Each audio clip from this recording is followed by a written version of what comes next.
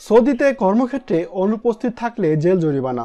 সৌদিতে পূর্ব অনুমতি এবং ছুটি ছাড়া কর্মক্ষেত্রে অনুপস্থিত থাকলে 10,000 সৌদি রিয়াল জরিমানা এবং স্থায়ীভাবে দেশে ফেরত পাঠানো হবে। বৃহস্পতিবার সৌদি আরবের পাসপোর্ট অধিদপ্তর জাওজাতের বরাত দিয়ে রাষ্ট্রীয় বার্তা সংস্থা এসপিএ এই তথ্য জানান। এতে বলা হয়েছে, যারা এ ধরনের অনিয়মিত শ্রমিককে আশ্রয় এবং কাজ দেবেন তাদের 1 লাখ সৌদি রিয়াল জরিমানা সহ 6 মাসের জেল ও 5 বছর পর্যন্ত নিয়োগের ক্ষমতা বাতিল করা হবে। প্রশ্রয়দাতা যদি প্রবাসী কেউ হয় তাকে নিজ দেশে ফেরত পাঠানো হবে। এই আইন কার্যকরভাবে বাস্তবায়নে সহযোগিতা করার জন্য সৌদি নাগরিক এবং প্রবাসীদের প্রতি আহ্বান জানিয়েছে পাসপোর্ট অধিদপ্তর। পাসপোর্ট বিভাগের মুখপাত্র জানান, এই ঘোষণা প্রকৃতপক্ষে প্রবাসী এবং সৌদি নাগরিকদের আবার মনে করিয়ে দেওয়া যাতে তারা আইন মেনে চলে। শ্রম আইনের লঙ্ঘন দেখলে কর্তৃপক্ষের কাছে অভিযোগ করতে অনুরোধ করেন এই মুখপাত্র।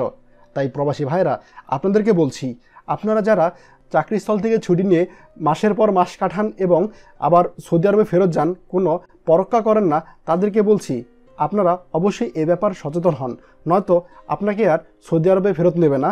এবং শুধু ফেরতও জানো, সৌদি আরব আপনাকে হয়তো জেল খাটাবে অথবা জরিমানা নেবে, এমনকি সৌদি আরব থেকে আপনাকে বের করে দেবে। আপনারা অবশ্যই সচেতন হন। ভিডিওটি সকলের সাথে শেয়ার করুন।